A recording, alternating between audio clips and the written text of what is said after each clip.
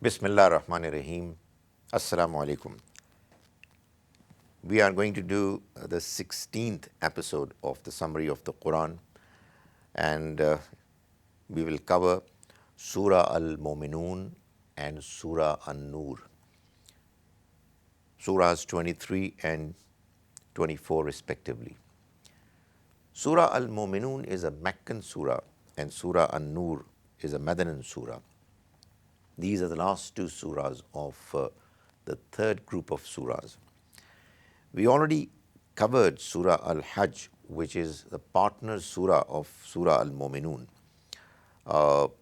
And we talked about the fact that Surah Hajj and Surah Al-Mu'minun, like most other surahs of this group, are covering the theme of inzar, warning handed out to the disbelievers, and basharat, the good news given to the believers of success round the corner.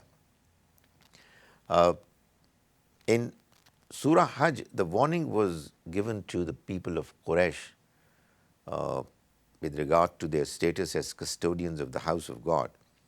In Surah Mu'minun, we'll see that the Almighty is mentioning that there is success waiting for the believers.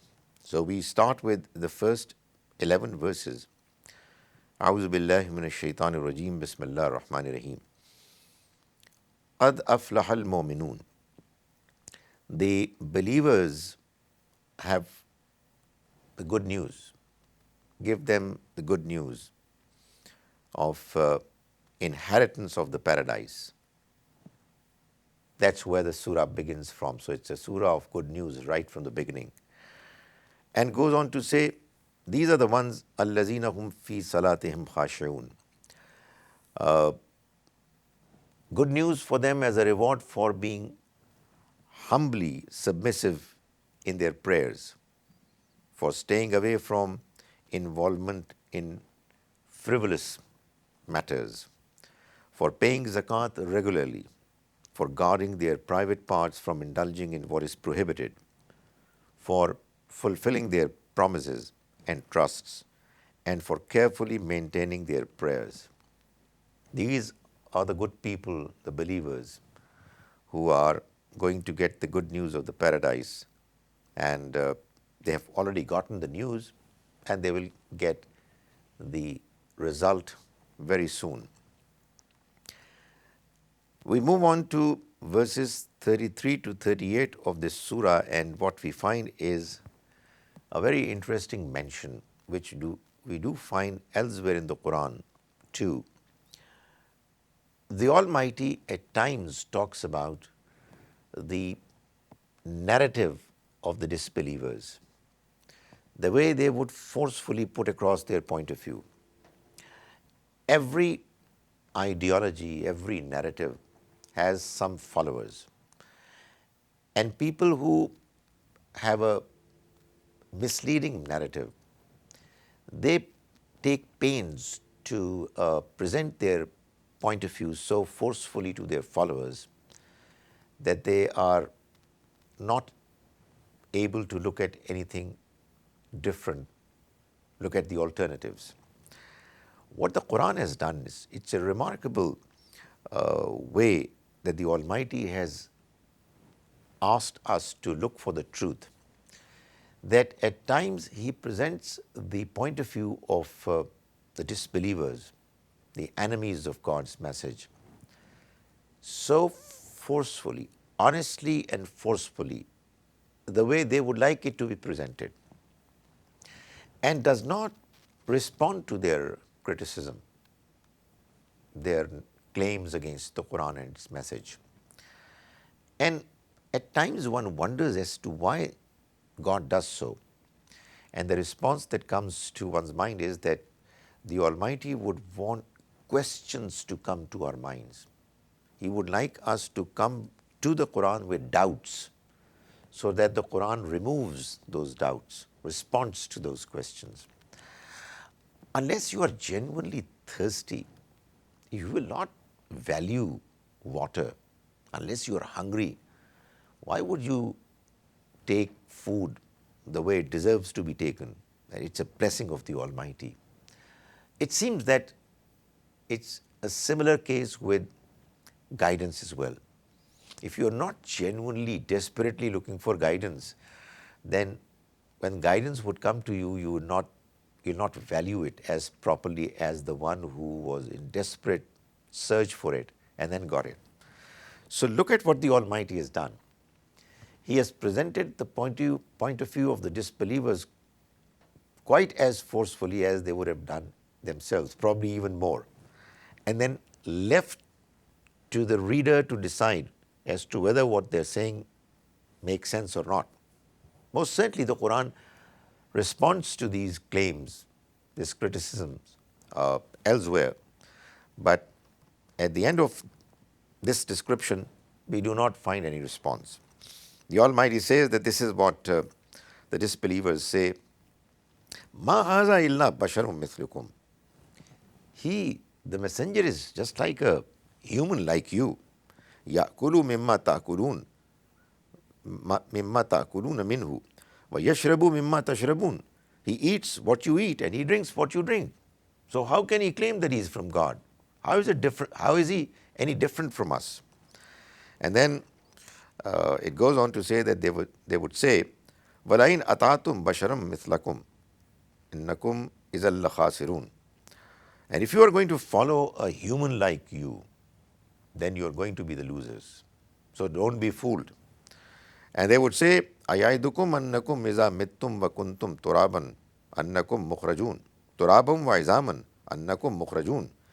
Does he promise you that when you are going to die and you will be dust and bones, that you will be brought back to life, brought out from your graves? Hayhata hayhata lima tuwadun. It is far-fetched. How far-fetched is what you are being promised. In hiya illa hayatuna dunya namutu wa nahya wa ma nahnu bimab'uthin. This is just this worldly life of ours and nothing else. There's no other life. We die and we live and will never be resurrected. So this is a very forceful presentation of the point of view of those who were opposing the Quran.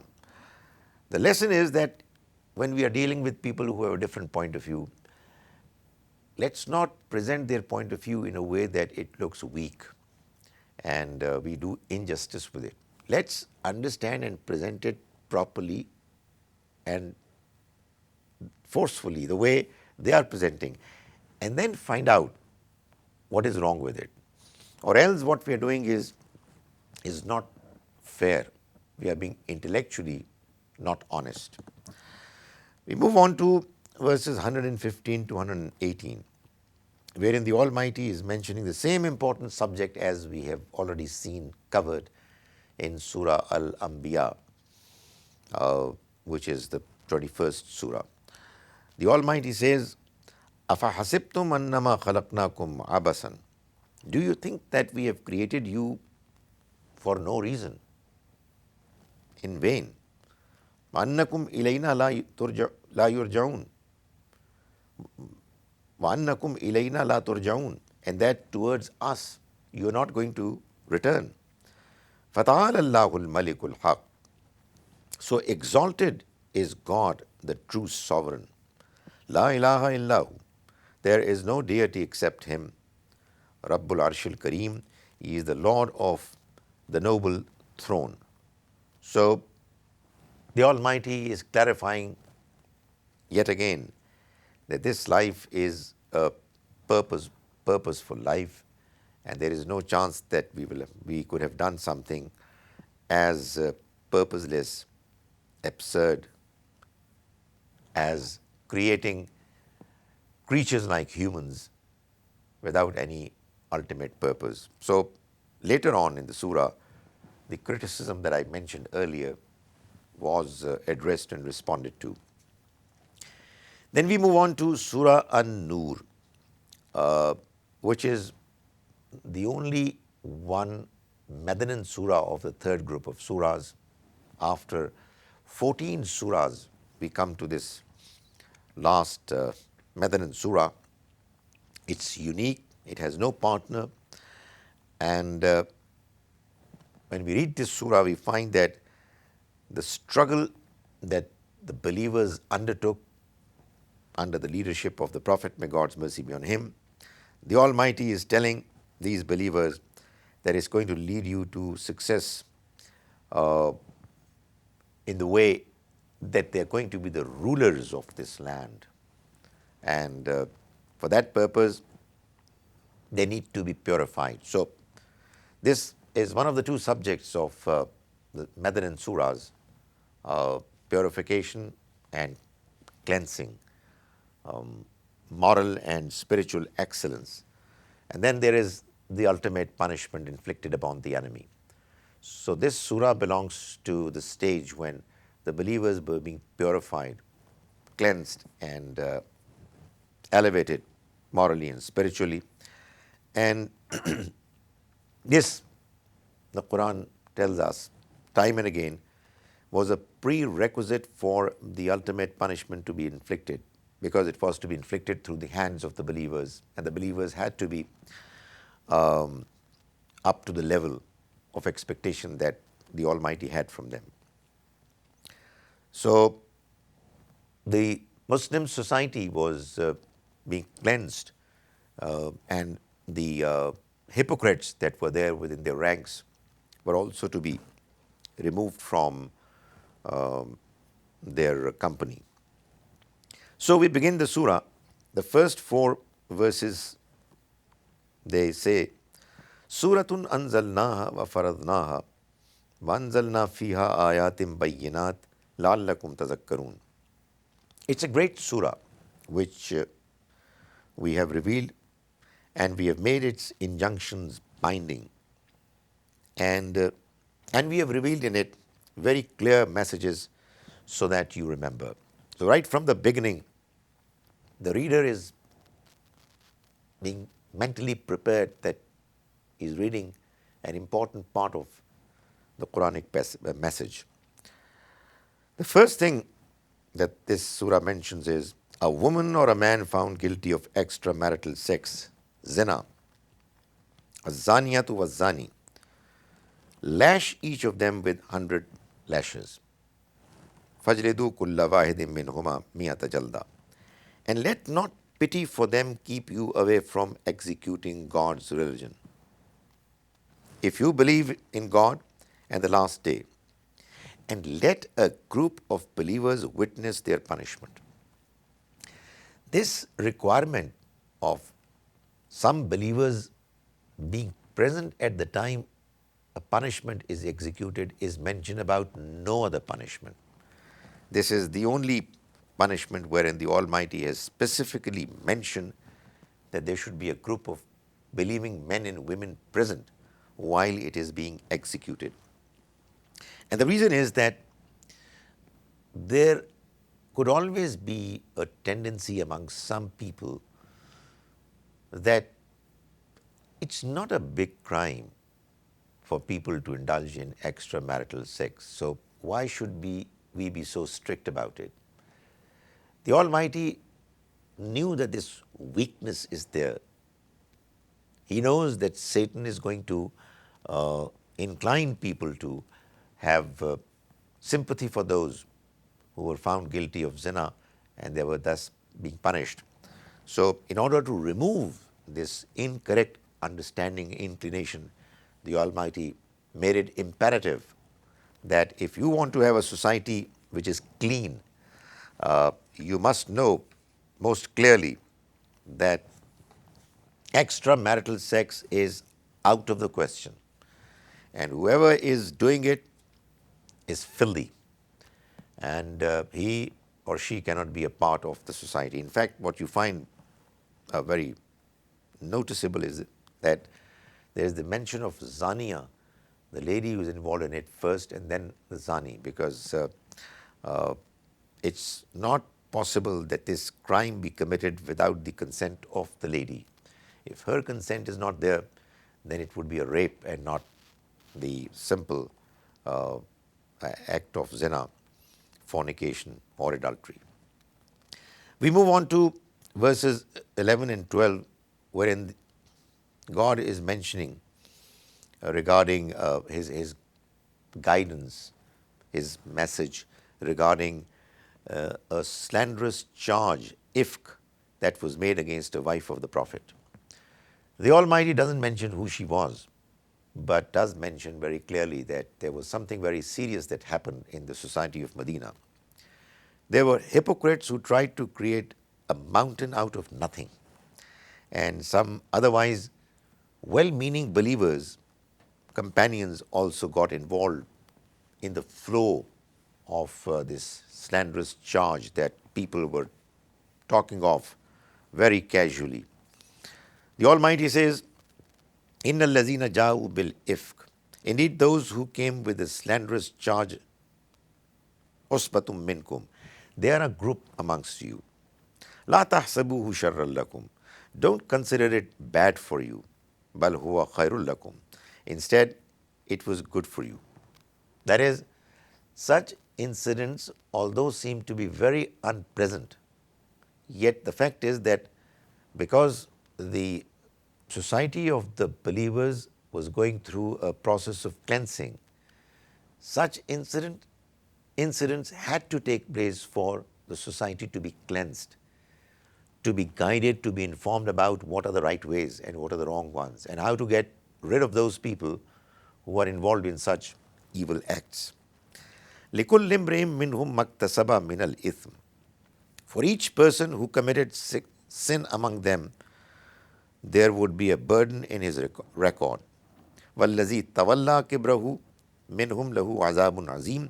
And the one who initiated and masterminded the plot, and as a consequence took the greater portion of it, that is, the chief leader of the hypocrites, Abdullah ibn Ubay, for him is a terrible punishment. Then the Almighty says in verses 16 to 18, commenting on the way believers behaved in this scenario, وَلَوْلَا إِذْ سَمِعْتُمُوهُ قُلْتُمْ مَا يَكُونُ لَنَا أَن نَتَكَلَّمَ بِهَذَا. And why did you not say when you heard it, it is not for us to talk about this? Why did you respond that way? We can't talk negatively about a believing man or a woman. Subhanaka haza buhtanun azim. Glory be to you, O God. This is a disgusting slander. Ya'izukumullahu an ta'udu. God is warning you never to repeat it. Limithlihi, like anything like that, abada, ever, in kuntum mu'minin, if you are truly believers. So, the respect, honor of every believing man and woman is something which all Muslims must make sure that they have to maintain. Unless a person is found guilty, is convicted, and the charge is proved, nobody has a right to talk nonsense and hurl allegations against others. If that happens, the person who is hurling allegations on others is the one who is guilty, not those who are being accused. Verse 19 says, following on the same theme, إِنَّ الَّذِينَ يُحِبُّونَ أَن تَشِيعَ الْفَاحِشَةَ. Those who like to spread obscenity, فِي الَّذِينَ آمَنُوا, among believers, لَهُمْ عَذَابٌ أَلِيمٌ. For them is a grievous punishment, فِي الدُّنْيَا وَالْآخِرَةِ, both in this world and the next one. So, whether it's obscenity through the word of mouth or through some other way, if it is attempted to be deliberately spread amongst believers, then such people are going to get a punishment in this life as well before the next life. We move on to verse 22. And the Almighty says, and let not the resourceful and affluent among you swear against giving support to the near relatives, the needy, and the migrants in the cause of God, learning that they got involved in slandering. So there were some well-off, affluent people who were in their routine helping out their poor relatives. But these well-off people came to learn about the fact that some of the people that they were helping were the ones who got involved in this slanderous campaign. And they decided that no way that we are going to help them anymore. And the Almighty said, no, don't do that. That's not how you should respond. Instead, they should overlook what they did and forgive them. Wouldn't you like God to forgive you? Indeed, God is forgiving, merciful. In other words, the Almighty is telling us that if you would want to be forgiven by God on the day of judgment, then you must forgive people that you are dealing with in this life. You forgive and have mercy on people in this life, and God will forgive you and have mercy on you in the next life. That's what the principle is. So, okay, what they did was wrong. They shouldn't have gotten involved in the slanderous campaign, but carry on with your good task of helping them out. Then we move on to verse 26, wherein the Almighty is telling us that the arrangement that we have in this worldly life, wherein there are couples, husbands and wives, we find that there are good husbands accompanying wives who are good and pious. There are husbands who are evil, and their wives are also evil. But there are occasions, there are situations, cases, wherein the husband is good, pious, but the wives are evil. Or the wives are pious and husbands are evil. That's how it is in this life, because this life is a trial. I mean, this life is not ideal. However, in the next life, it's going to be changed. And the Almighty is going to decide about all men and women on the basis of the merit of their performance as to whether they would belong to the paradise or to the hell. And those who will end up in the paradise for the good deeds that they did, they will have good partners. And those who will be punished in the next life, in the hell, they will have bad, evil, filthy partners. So the Quran says, Al-khabithatu lil-khabithina wal-khabithuna lil-khabithat. Impure women shall partner with impure men, and impure men shall have impure women as their partners. وَالطَّيِّبَاتُ لِلطَّيِّبِينَ وَالطَّيِّبُونَ لِلطَّيِّبَاتِ.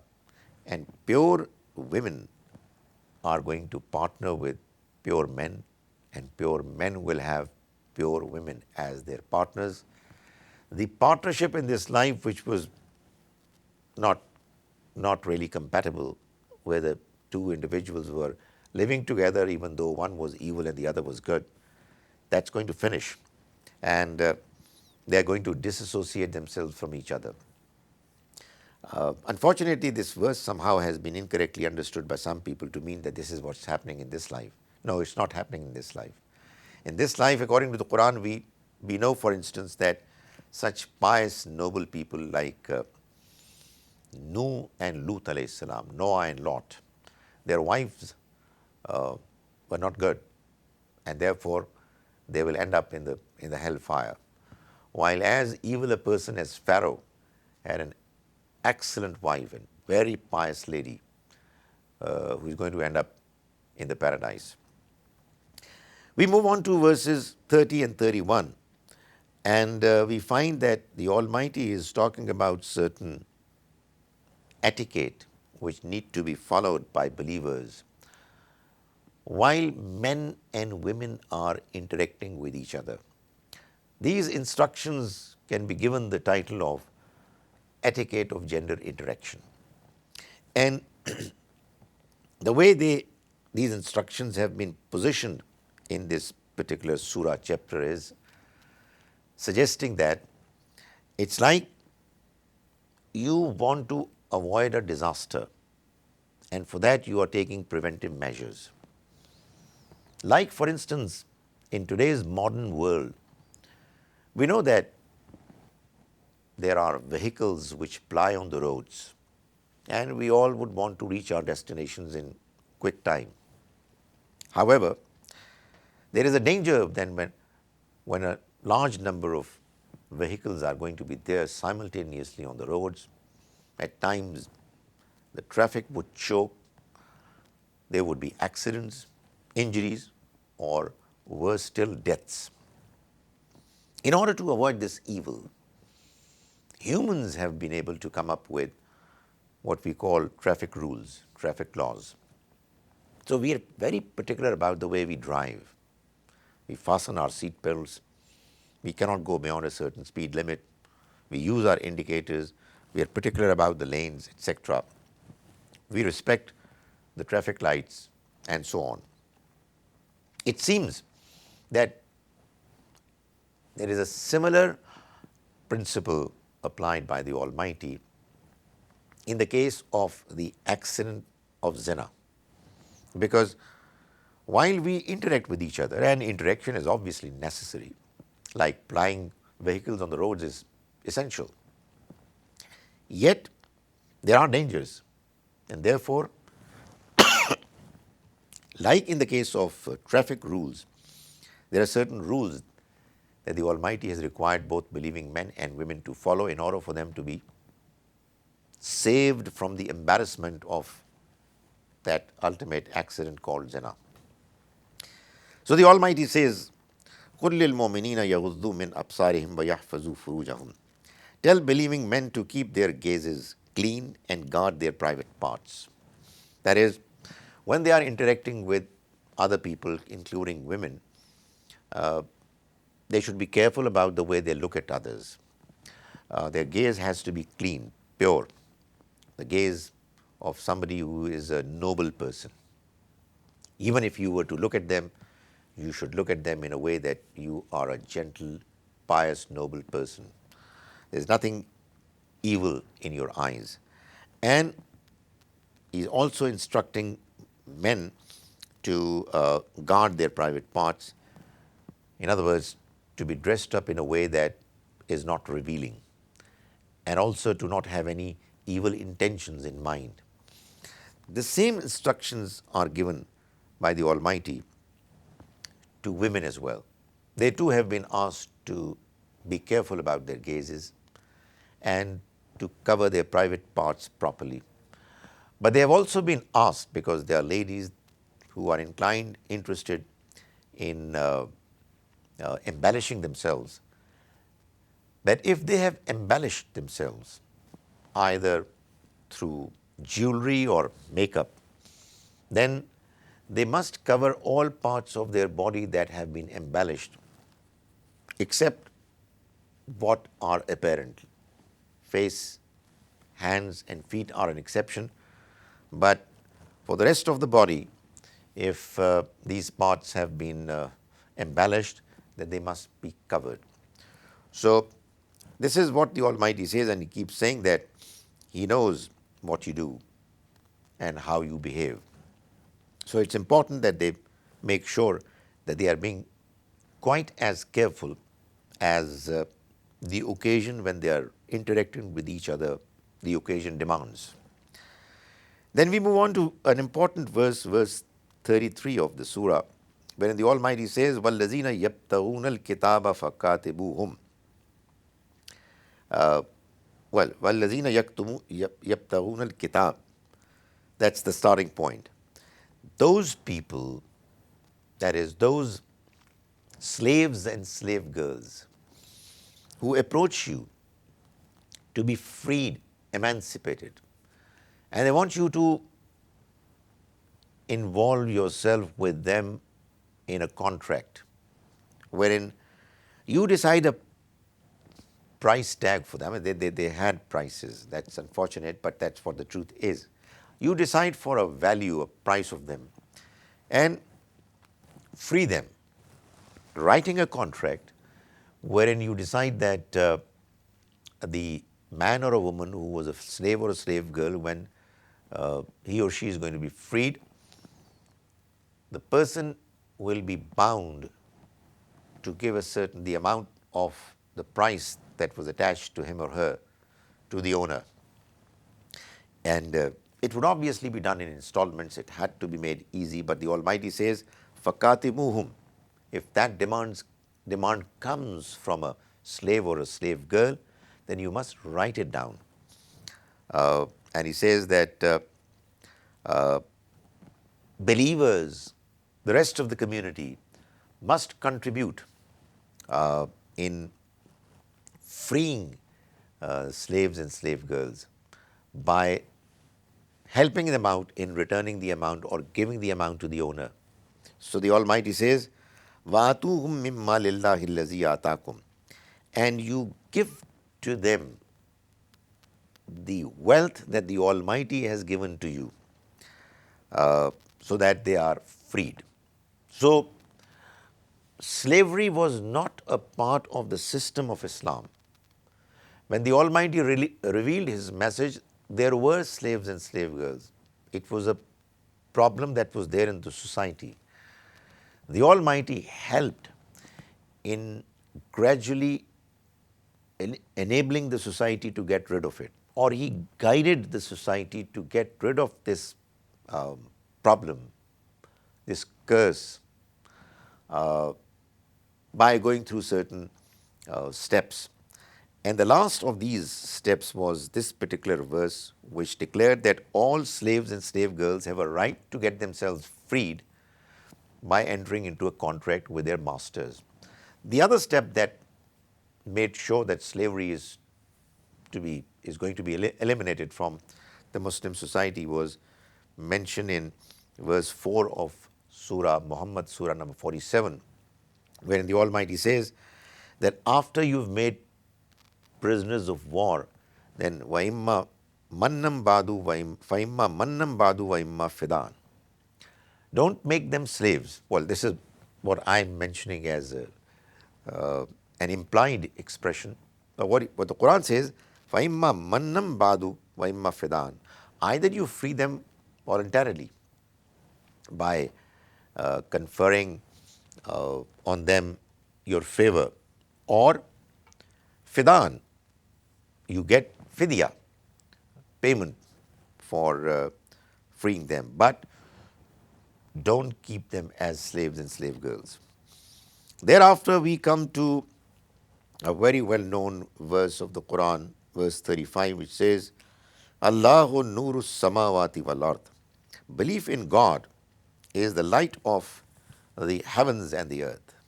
That is, when you believe in God, you come into the light of this entire existence. Without properly believing in God, you are facing thick darkness. Nothing is clear. Who created us? Why did He create us? What is the purpose of life? Why are there so many difficulties, problems? Why do people die? What is going to happen after death? All these questions remain unanswered. And it's darkness, it's confusion. So when we believe in God properly, then we come to light. We find things getting clearer. The smog, the confusion is over.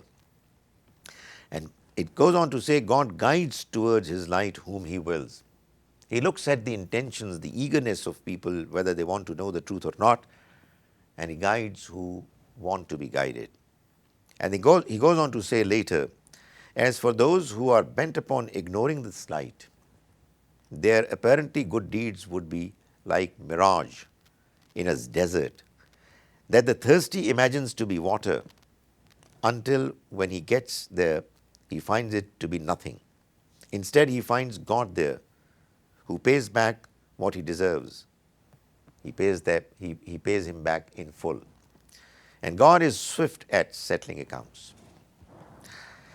Then we move on to the important verse 55, which is giving the good news to the believers that quite apart from the success of the next life, you believers, those amongst you who will survive, will very soon see for yourself that you will be given the reins of rule.